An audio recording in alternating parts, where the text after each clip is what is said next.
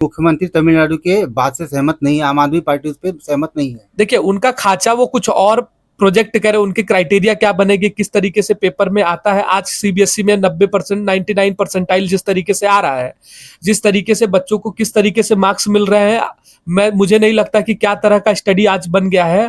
एक समय था जब कोई डिस्टिंक्शन से पास होता था तो एक बहुत बड़े स्केल पे वैल्यू बनती थी।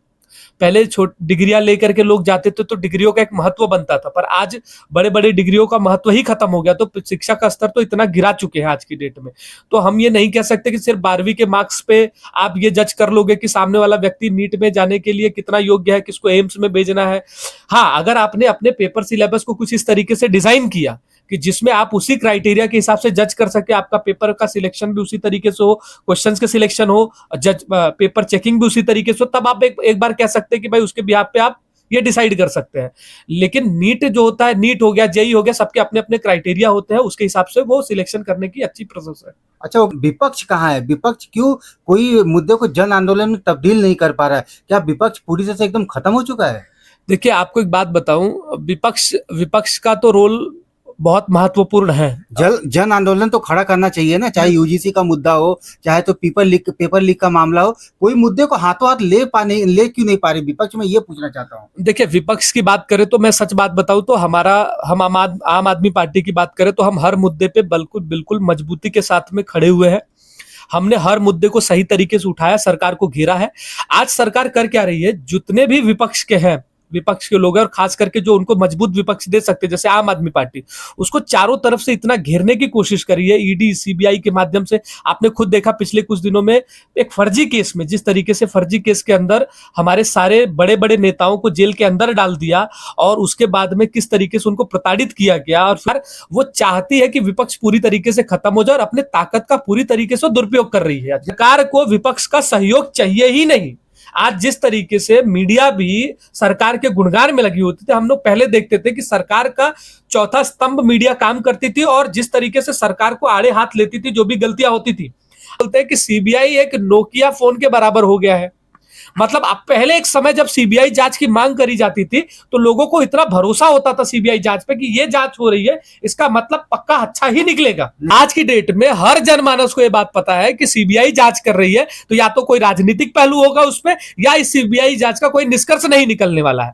इतने नीट के केसेस, इतने लास्ट 2024 में कितने लोगों को जेल में डाला गया, कितने लोगों के ऊपर आज मुकदमा चला, और कितने लोग आज उनको आरोपी बना करके उनको सजा भी ली है। 2017 में पेपर लीक हुआ, 2019 में पेपर लीक हुआ, 2024 में लीक हुआ, और ये 2026 में लीक हुआ है। ये जिनको पकड़ रही है ये भी कल को मुझे पता है कि छूट जाएंगे इनको, क्योंकि इनको सरकार की सहायता मिलेगी। तो ये सिर्फ एक दिखावा करने की कोशिश कर रहे हैं। तंत्र का सबसे ज्यादा दुरुपयोग जो कर सकती है सरकार वो कर रही है, और विपक्ष के सारे आंदोलनों को दबाने की पूरी कोशिश करती है। आज कैसा होता था ना, भारत का जो ढांचा था ना वो आंदोलनों पर टिका होता था। बड़ी बड़ी सत्ताओं को हमने आंदोलनों से उखाड़ के फेंक दिया करते थे। तो लेकिन ये सरकार जो है वो आंदोलन से इतना डरती है कि जब भी उसको आंदोलन दिखता है ना वो तुरंत बौखला जाती है। उसको लगता है किसी भी तरीके से इस आंदोलन को कुचलो, नहीं तो ये हमारी सरकार को खराब कर देगा। लेकिन ये ज्यादा दिन तक नहीं कर पाएंगे। आप किसी भी चीज को तभी तक दबा सकते हो जब तक आपका बस चल सकता है। एक समय आएगा जब दबाव बहुत ज्यादा हो जाता है, तो जब लोगों का गुस्सा फूटेगा और सड़कों पे उतरेंगे, तो फिर आपकी सरकार ना रहने वाली है, ना आप रहने वाले हो, और आपका अस्तित्व ऐसा खत्म हो जाएगा कि जैसे कभी बीजेपी इस देश में रही ही नहीं हो। अब सबसे अहम मुद्दे पे मैं आता हूं। सबका कहना था कि जो जनता की आवाज उठाते थे आपके पूर्व सांसद राघव चड्ढा जी, आज क्यों नीट पे एक शब्द भी नहीं बोल रहे हैं, एक ट्वीट भी नहीं आ रहा है? नहीं तो उसके पहले चाहे तो एयरपोर्ट पे 10 रुपए का समोसा मिलने की बात हो, तो गरीबों की आवाज थे वो, लेकिन उनको भी कहीं ना कहीं दबाया गया बीजेपी की तरफ से। आपको क्या लगता है क्यों नीट पे उनका एक भी ट्वीट नहीं है, एक भी कुछ नहीं है? देखिए, इससे तो एक बात साफ हो गई कि ये जो जनता के मुद्दे जो संसद में उठाया जा रहा था, ये बीजेपी की ही एक मनगढ़ंत साजिश थी कि किस तरीके से इनको जनता की नजर में अच्छा करके बाद में बीजेपी शामिल करा दिया जाए। यह आज सबके सामने साफ हो गया। इन्होंने जब पार्टी छोड़ी तो इन्होंने, इनका आरोप क्या था कि आम आदमी पार्टी हमें जनता के मुद्दे उठाने नहीं दे रही है। लेकिन आप देखिए, सबसे ज्यादा जो जनता के मुद्दे की बात ये किए है वो आम आदमी पार्टी के कार्यकाल में ही किया इन्होंने। उसके बाद आज कितनी सारी घटनाएं हो गई दिल्ली के अंदर, जहां पे ये जहां से इन्होंने पार्टी की शुरुआत करी, जहां से इन्होंने पॉलिटिकल करियर स्टार्ट किया, वहां पे 3 साल की बच्ची के साथ रेप हो जाता है। एक महिला के साथ में एक बस के अंदर रेप करके फेंक दिया जाता है, उसके बाद ये नीट में 22 लाख से ज्यादा बच्चों के ऊपर बहुत बड़ी गाज गिरती है और पेपर लीक हो जाता है, और उस पर पूरी तरीके से चुप हो जाते हैं, और जब पार्टी छोड़ रहे थे तो बोल रहे आम आदमी पार्टी बोलने नहीं दे रही है। आज कौन सी पार्टी इनको रोक रखी है बात करने के लिए? तो ये पूरी तरीके से डबल स्टैंडर्ड है इनका, कि इनको बीजेपी के अंदर जाना था, बीजेपी के अंदर बढ़िया सा था। लेकिन मैं आपको एक और बात बता देता हूं, बीजेपी भी इसीलिए ली है ताकि, क्योंकि आम आदमी पार्टी का नुकसान तो वो कर नहीं सकती थी। पंजाब के अंदर आम आदमी पार्टी जितनी मजबूती के साथ सरकार बनाई थी, आने वाले समय में बीजेपी को लगा कि फिर से उसी मजबूती के साथ सरकार बना लेगी, क्योंकि काम इतना बढ़िया बढ़िया किया है। तो किसी भी तरीके से इनको अगर खींच लिया जाए, 5-6 सांसदों को खींच लिया जाए, तो हम बीजेपी पंजाब में सरकार बना लेगी। उनके मंसूबे बहुत हाई थे, इसके लिए इनको लिया है। जैसे ही पंजाब इलेक्शन खत्म होगा, बीजेपी फिर से मुंह के बल गिरेगी, इनका पूरा अस्तित्व खत्म कर दिया जाएगा। अच्छा, लेकिन राघव चड्ढा बहुत जो गरीबों का सवाल था, चाहे तो वो टेलीकॉम कंपनियों द्वारा जो मनमानी किया जा रहा था, 30 दिन का महीना हो तो उसको 28 दिन लागू अपने मन से कर रहे थे। एयरपोर्ट पे 10 रुपए का समोसा, गरीबों के लिए भी समोसा मिलना चाहिए, गरीब भी एयरपोर्ट पे जाना चाहिए, ऐसे ढेर तमाम मुद्दे राघव चड्ढा उठाते थे। लेकिन इस समय ना तो नीट पे बोले हैं, ना किसी पे बोले, तो मतलब अभी कुछ मतलब जो नेता है उनका कुछ आत्मसम्मान बचा है कि नहीं बचा है? देखिए, आज की डेट में सही बताऊं तो जो अपने जन्मदाता, मतलब पॉलिटिकल जन्मदाता, जो उनके गुरु अरविंद केजरीवाल, जिनकी वाहवाही करते फिरते थे, जिनसे बोलते थे कि हमने सीखा, हमने पॉलिटिक्स समझा, जब वो मुश्किल परिस्थिति में रहे तब आपने पार्टी का साथ छोड़ दिया। और आप जिस तरीके से बोल रहे हो कि जो जन आंदोलन, छोटे छोटे जनता के मुद्दे उठाते थे, आपको बताओ ये एक पीआर एजेंसी का तहत ये काम किया जाता था। बीजेपी उनको स्क्रिप्ट लिखती थी कि भैया हम अगले 6 महीने के अंदर हम नया रेस्टोरेंट खोलेंगे एयरपोर्ट के अंदर, जहां पे समोसे सस्ते मिलेंगे, पानी सस्ता मिलेगा, आप ये ले लो, आप ये स्क्रिप्ट संसद में बोल दो और हम 6 महीने के अंदर इंप्लीमेंट कर देंगे, आपका वाहवाही हो जाएगा। इसी तरीके से जनता के लीडर बन के जितने भी मुद्दे, आप यकीन मानो, आप मुद्दे उठाना उनके, जिस जिस मुद्दों पे उन्होंने बात करी, सरकार कुछ दिन में लाने वाली थी कुछ मुद्दों पे, ये मुद्दे दे देती इनको, ये मुद्दे पढ़ देते संसद के अंदर और वही चीज लेकर के आ जाते, ये जनता के लीडर बन जाते। लेकिन आज की डेट में जो जनजी है, जो जो युवा है, वो समझ गए हैं कि ये इनकी सिर्फ और सिर्फ इनकी पीआर को चमकाने का ये काम था। क्योंकि जो सबसे बेसिक मुद्दा जनजी का आज की डेट में 22 लाख बच्चों का मुद्दा था, 22 लाख के बच्चों के मुद्दे पे सरकार को किस तरीके से घेरना चाहिए था, इनकी पूरी तरीके से जबान सिल गई है। आपको बताऊं, आपको जानकारी मैं देता हूं कि आम आदमी पार्टी के मुखिया अरविंद केजरीवाल जी, हमारे लीडर, ने साफ साफ कहा है कि नीट के सभी बच्चों के साथ वो साथ में खड़े हैं, जो भी उनको सहयोग चाहिए उसके लिए खड़े हैं, और आंदोलन में पूरी तरीके से समर्थन करने को तैयार है। हमारी जो एजुकेशन विंग है, स्टूडेंट विंग है, उसने प्रदर्शन भी किया रामलीला मैदान के पास में, जंतर मंतर के पास में, उनको उठा करके रातों रात उठा करके फेंक दिया गया, उनके आंदोलन को दबाने की कोशिश हुई। फिर भी जिस तरीके से बच्चे का आत्महत्या किया दिल्ली के अंदर, अरविंद केजरीवाल जी जाकर के उनके परिवार से मिले, पूरा आश्वासन दिया। लेकिन सरकार को घेरने में भी अगर आप देखोगे तो सबसे ज्यादा जो घेर रही है आज की डेट में वो आम आदमी पार्टी ही है। ट्रंप हमें एक बार नहीं, कम से कम 100 बार से ज्यादा जलील करने वाली बातें कर चुका है। हमारी जनता को किस तरीके से पूरा, एक बार तो उसने हेल होल तक बोल दिया था, मतलब नर्क तक बोल दिया था हमारे देश की, हमारे देश को। उसके बावजूद भी प्रधानमंत्री जी चुप्पी साध के बैठ जाते हैं, इतना सब कुछ टैरिफ लगा देता है, उसके बाद भी कुछ भी नहीं कह पा रहे हैं। इसका मतलब प्रधानमंत्री जी काफी हद तक कुछ तो मजबूरी उनके साथ चल रही है। मैं सिर्फ एक ही आग्रह करना चाहूंगा कि अगर आपको कोई ऐसी मजबूरी लग रही है, देश हित में, जनता हित में, आपने बहुत बार कहा कि ये सब छोड़ दे, जनता ने बहुत बार आपका साथ दिया, आपका बहुत बार सहयोग किया है।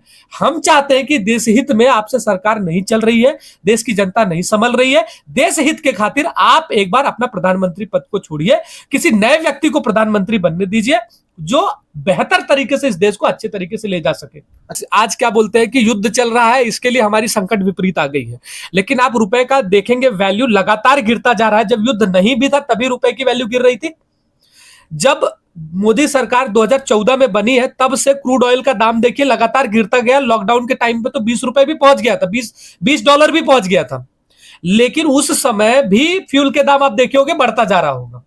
मतलब आज की डेट में सरकार ने जब फायदा देना था ऑयल कंपनियों को, जब कम दाम पे मिल रहा था, जब रसिया के साथ में कम दाम पे तेल आ रहा था, तब सारा फायदा उन्होंने ऑयल कंपनियों को पहुंचाया।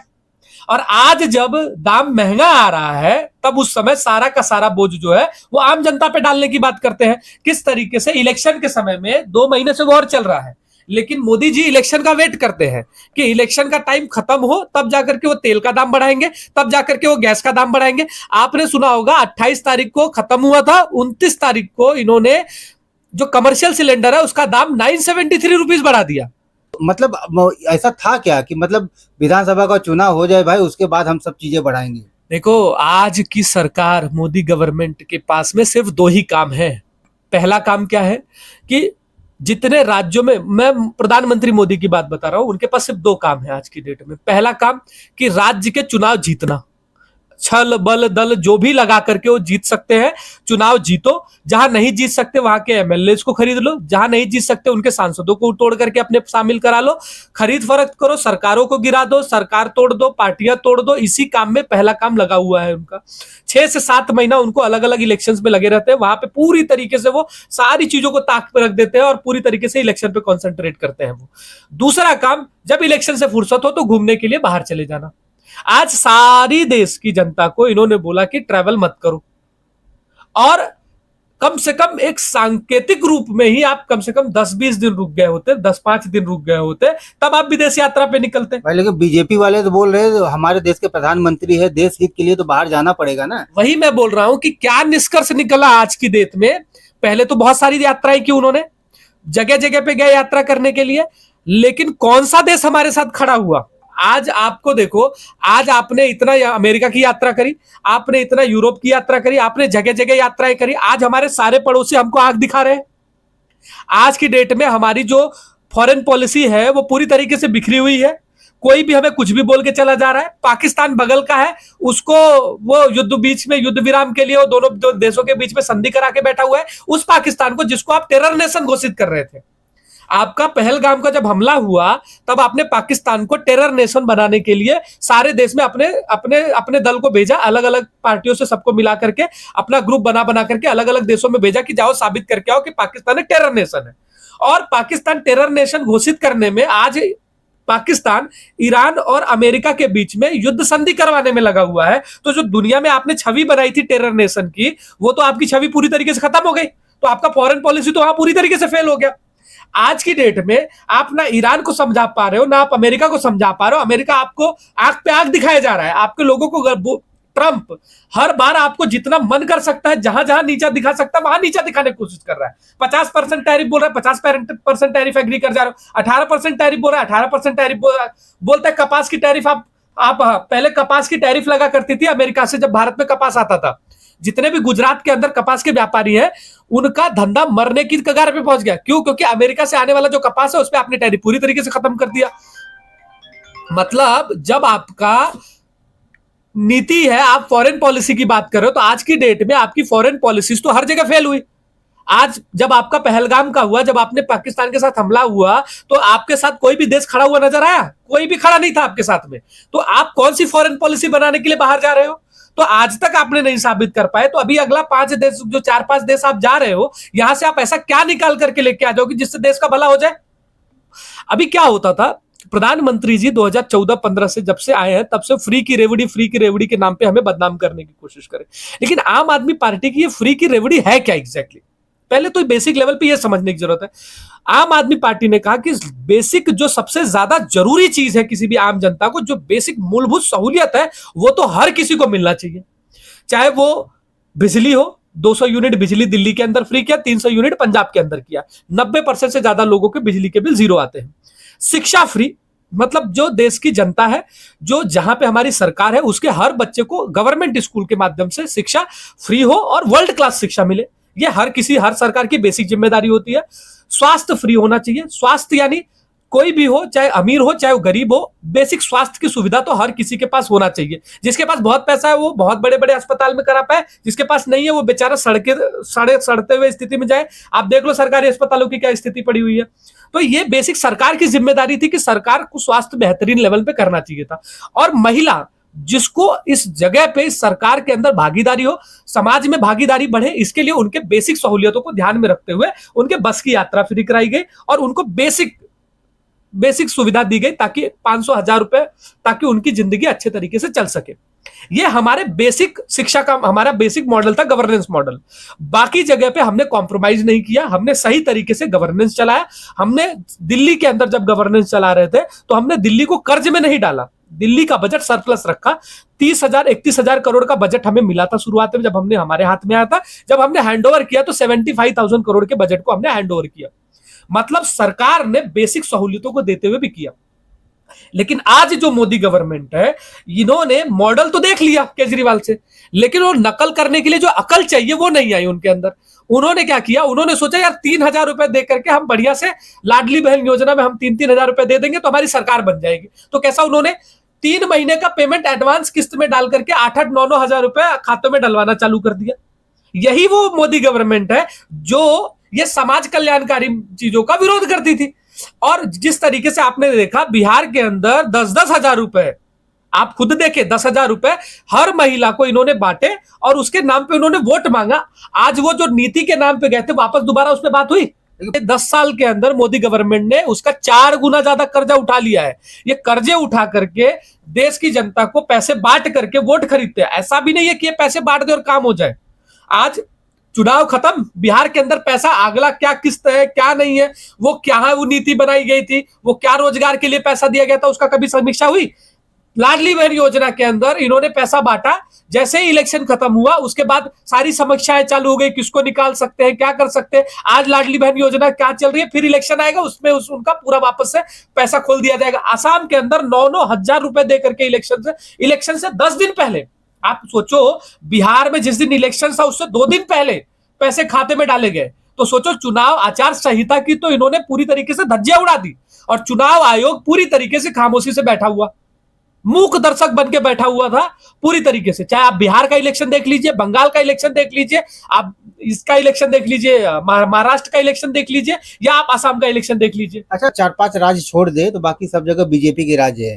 तो आपको सारे बीजेपी के मुख्यमंत्री में सबसे अच्छा मुख्यमंत्री कौन सा काम कर रहा है इसमें, जो आपको लगे नहीं थोड़ा बहुत ये भाई काम कर रहे हैं? देखिए, आज की डेट में बीजेपी में मुख्यमंत्री की कोई वैल्यू नहीं है। वो सिर्फ और सिर्फ कठपुतली है।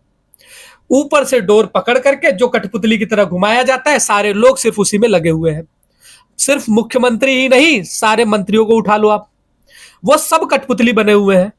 वो 2 लोग, 2 बिजनेसमैन और 2 ये सरकार के लोग, ये 4 लोग ही पूरी तरीके से देश को चलाने की कोशिश में लगे हुए हैं। और ये 2 लोग भी सिर्फ उन 2 बिजनेसमैन के लिए ही काम कर रहे हैं। ये तो प्रमाणिक है पूरी तरीके से। आज की डेट में जितने भी मुख्यमंत्री हैं, किसी को कोई नहीं जानता। रेखा गुप्ता उठा के देख लो, दिल्ली के अंदर आई, पूरी तरीके से ना उनको आईक्यू समझ में आ रहा है, ना आईक्यू समझ में आ रहा है, उनको कुछ समझ में नहीं आता है। मोहन यादव को उठा के देख लो, आप जितने भी लीडर हैं, खुद आप हेमंत विश्व शर्मा कांग्रेस से उठा करके लाए, मुख्यमंत्री बना दिए। जो शुभेंदु अधिकारी, वो खुद टीएमसी जिसके खिलाफ लड़े थे, जिसके खिलाफ ये बोले, उसको उठा करके आज मुख्यमंत्री बना दिया है। शुभेंदु अधिकारी के खिलाफ तो प्रधानमंत्री जी ने बोला था कि कैमरे के सामने रिश्वत लेते पकड़े गए हैं। प्रधानमंत्री जब किसी को इल्जाम डालता है तो बहुत सोच समझ के डालता है। आज उसी को अपने राज्य का, अपने बीजेपी का मुख्यमंत्री बना करके बिठा दिया है और बोलते हैं कि हम तो बदलाव लेकर के आ जाएंगे। तो सारे कठपुतली चला रहे हैं, तो उनके मुख्यमंत्रियों की कोई वैल्यू नहीं है।